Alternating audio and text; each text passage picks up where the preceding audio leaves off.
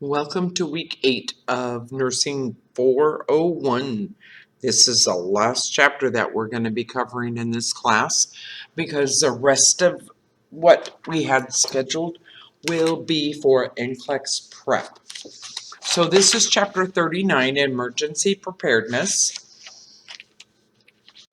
And we're going to start with safety and preparedness. Remember, safety promotion and accident prevention are vital in the healthcare facility, community, and at home. Safety in the healthcare facility extends to clients, employees, students, and visitors. Every person in a healthcare organization is responsible for safety. The goal is to prevent accidents and to be prepared for emergencies. Prevention is the key. You got to know where the emergency equipment is kept in a facility. It helps, in case of an emergency, know where that equipment is kept in your facility. The safety committee. Every healthcare facility is required to have a designated safety committee, and their goal is to provide a safe environment. The safety committee is responsible for disaster plans, safety policy and procedures for handling hazardous substances, and information sheets regarding these substances. The safety committee, they also provide security services. They establish principles of worker safety and occupational health.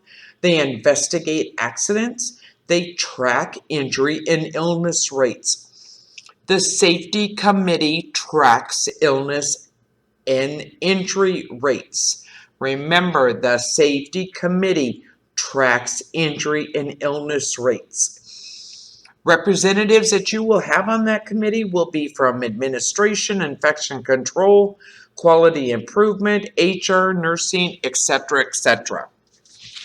But remember, the safety committee tracks injury and illness rates. Client safety. A client has a right to expect that a healthcare facility will protect against injury and disease. Facility safety measures. General emergency preparedness. Plans for specific emergencies. Plans for evacuation and policies for resuscitation, as well as accurate administration of medications and treatments. Another one is that we need to prevent the spread of infection. How can we prevent the spread of infection? Having hand sanitizers located throughout our facility. Also, it is our job. Our clients have that right to expect that we will protect them against injury and diseases. Another one is not allowing latex, because a lot of individuals have reactions to latex. They can go into anaphylactic shock, which can also lead to death. So, we have to be careful. We have to make sure that our clients are safe, and we will protect them against injury and disease. To use. And always use to means to identify each client before performing any procedure or giving a medication. Conduct and document fall risk assessments. Fall risk assessments must be documented on the client's record at least once every 24 hours, and more frequently if it is necessary. And like I talked about, it says consider the left-handed client. I had just talked about that, so keep that into consideration. Also, know how to call codes in your facility. Know the locations of the fire extinguishers, and keep up to date on your CPR, because it is your responsibility to make sure that it does not expire. Remember, the fall risk must be documented at least every 24 hours. Clients are evaluated on a regular basis for the risk of falling. The Hendricks fall risk tool may be used. The client is scored on each risk factor in the fall risk questionnaire. And if a factor is absent, the score for that factor is 0. If the total score is 5 or greater, the client has a high risk of falling. If you have a client that is at high risk for falling, sometimes they will identify them with a special yellow wristband, yellow slipper socks, or a falling star sign outside of their room. Employee safety. OSHA requires a job safety analysis for each position.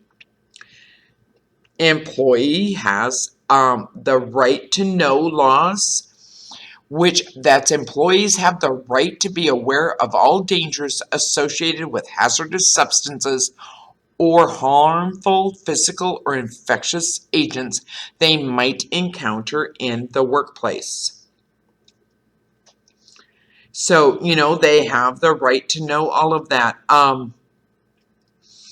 Each facility must have an MSDS describing any substance considered hazardous. The MSDS gives information on protective equipment required, safe handling information, and first aid interventions for accidental exposure. This information helps staff provide appropriate treatment and what necessary steps to take and necessary precautions when exposed to contaminated individuals in an emergency department or ambulance. So think about for the MSDS, that all staff have to be instructed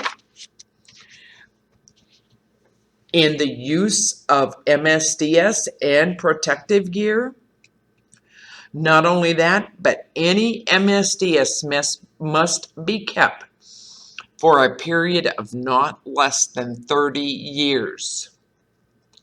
Any MSDS must be kept for a period of not less than 30 years. Safety tips for hazardous substances. Have the phone number of the local poison control center readily available. Read labels carefully and note emergency information. Follow instructions for use, storage, and disposal. Never use any unlabeled substances. Never ever store hazardous materials in alternative containers. Do not use or store gasoline or turpentine indoors, or use hairspray or other aerosol products around an open flame, eyeglasses, or contact lenses. Remember, have the phone number of a local poison control center readily available, and read labels carefully and note emergency information. Follow instructions for use, storage, and disposal. So there are, on page 463, some occupational hazards. Table 39-1. Flammables is oxygen. Poisons is chlorozorb. So remember those two. Flammables is oxygen. Poison is chlorozorb.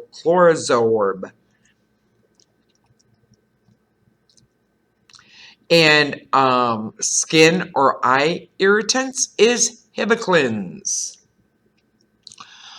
Also, you want to avoid breathing mist or vapors. You want to follow radiation prevention guidelines closely. And you want to use protective equipment as recommended. If any hazardous substance is spilled, you need to consult facility or home care agency procedures for the safe and approved method of cleanup.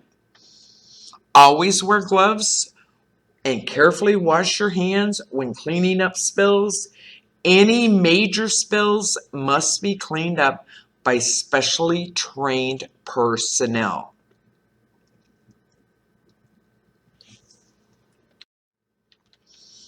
Considerations that affect client, employee, and employee safety. Weapons, narcotics, and other contraband. If a nurse suspects that a client or visitor has a weapon, the nurse should report it to the supervisor and security department immediately. Flowers and gifts. Flowers and other gifts can pose a threat to certain clients, especially if they're on reverse precautions. Workplace violence. If a client or visitor becomes threatening, the nurse must protect other clients and theirself by speaking calmly, moving those threatened to a safer area, and notifying the supervisor or the security staff immediately. Emergency preparedness. We have the nurse's call light and the intercom. You want to check your clients frequently, especially if they are sedated or physically unable to use the call light. Sometimes you can provide them with the tap bell, but I'm not sure how well that would work with some individuals. Emergency signals. In most facilities, the call signal in the client's bathroom causes an additional buzzer to sound at the central nurse's station. Many home care clients can activate an alert system. So, if they're a home care client and they activate the alert system, usually what happens is they will the client is contacted by telephone, or a neighbor is alerted to check on the client, or local emergency medical response providers are contacted and directed to the client's residence. So, there are ways that, clients who get in-home care can activate an alert system when they are having difficulty or feel like they have an emergency. Emergency resuscitation. In the hospital and in skilled nursing facilities, each area generally has a crash cart stocked with emergency medications and equipment. Know the procedure for CPR. Check your cart regularly to make sure all items are there and the equipment works properly. Personal preparedness for emergencies. Plan for prolonged power outages. Keep a first aid kit stocked and on hand. Carry an emergency kit, an emergency hammer, and a charged cell phone in your car. Store 1 gallon of water per person in the household per day and an adequate food supplies to last 4 days. Store prescriptions, glasses, dentures, hearing aids, and other essential items in a secure and accessible area, and identify safe areas in your home. Disaster plan. A facility's disaster plan describes actions to take in a disaster. It is activated when incidents produces so many casualties that routine methods for client care is altered. All employees must know how to access the facility's disaster plan. The healthcare facilities are required to have regular, periodic fire and disaster drills to allow their staff to practice emergency skills. And these disasters may include tornadoes, blizzards, hurricanes, earthquakes, avalanches, etc., etc. Also, they have to have plans for bomb threats and hazardous material spills. And the thing of it is, staff may be required to work extended hours or return to the facility during a disaster. Internal versus external. Internal disaster is a facility itself is in danger or damaged or function is impaired. An internal disaster may be caused by a fire, an explosion, terrorist activity, radiation, a biologic spill, or a storm.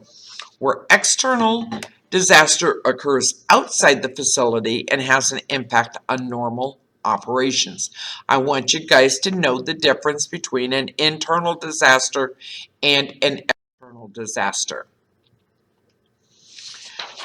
So, a disaster plan describes the duties and responsibilities of staff in a disaster, and it identifies the location of the command center, which provides overall direction of the facility's activities. Staff notification when telephone service is disrupted. Amateur radio, ham operators, television, or radio broadcast. We can also be notified by runners, that's people who transport messages on foot.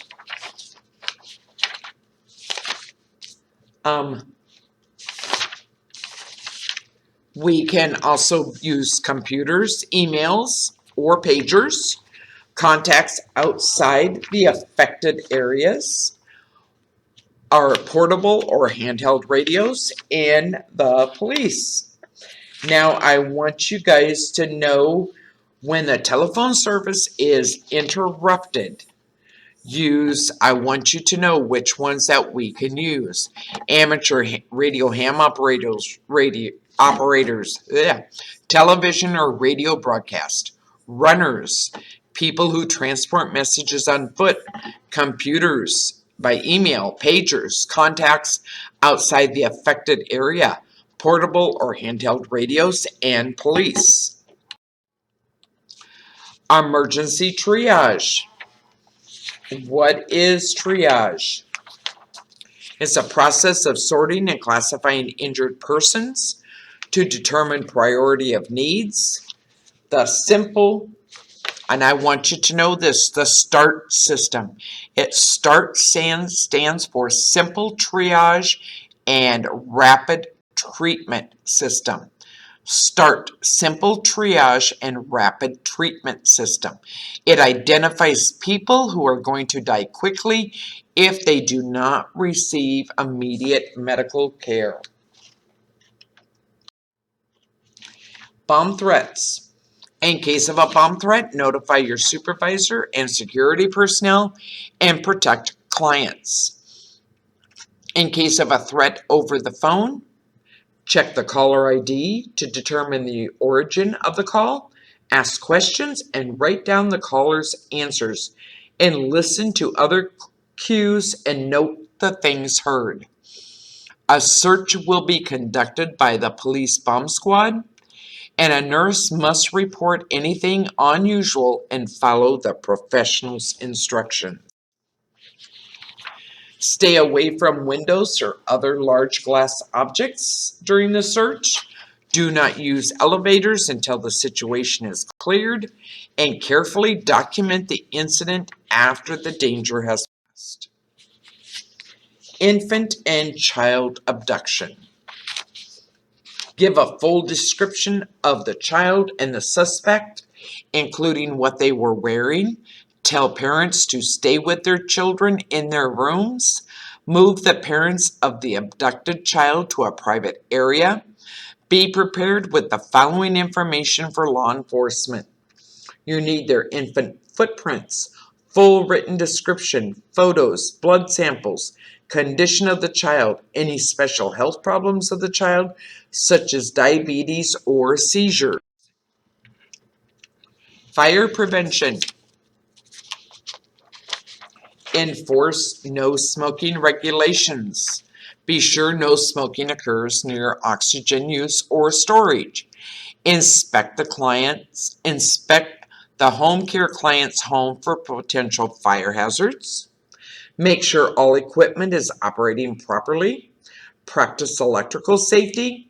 Make sure they have Working fire alarms, fire doors, and emergency stairs are clearly marked and unobstructed, and never ever prop open a fire door. Make sure all hallways are clear. Regularly practice procedures to follow in case of a fire. Remember, race and pass. Fire extinguishers and their uses. Type A contains water under pressure used for burning paper, wood, and cloth. Type B contains carbon dioxide used for fires caused by gasoline, oil, paint, grease, and other flammable liquids, chemicals, gases, and anesthetics. Type C contains dry chemicals used to put out electrical fires. Type ABC contains graphite used to put out any type of fire. Know your fire extinguishers.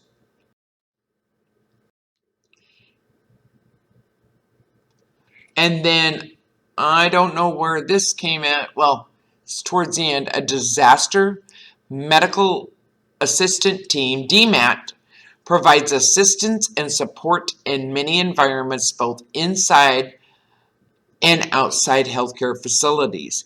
The extent of the emergency will affect the decision to evacuate a portion or the entire facility. This slide I don't know how it got put towards the back, because it should be up more with, it is located, and now can I find it? No, of course not. Let me see. It is on page 468 of your book, just above where they talk about evacuation. It's under Disaster Medical Assistance Team. And this is just, it is a medical assistant team that provides assistance, on support and assistance in different environments, both inside and out of healthcare facilities. They may also set up like temporary hospitals, or may be called on to relieve facility staff during major disasters. And there are just some more questions and answers for you guys. And the answers are there. This is the end of chapter 39. This is the last chapter in 401 that I will be lecturing on. You guys will have a quiz over chapters 43 and 39. I think it's going to be in week 9, if I'm not mistaken, but I will double check and let you guys know. But you guys have a great week and a great weekend, and I will see you guys on Monday. Have a great week.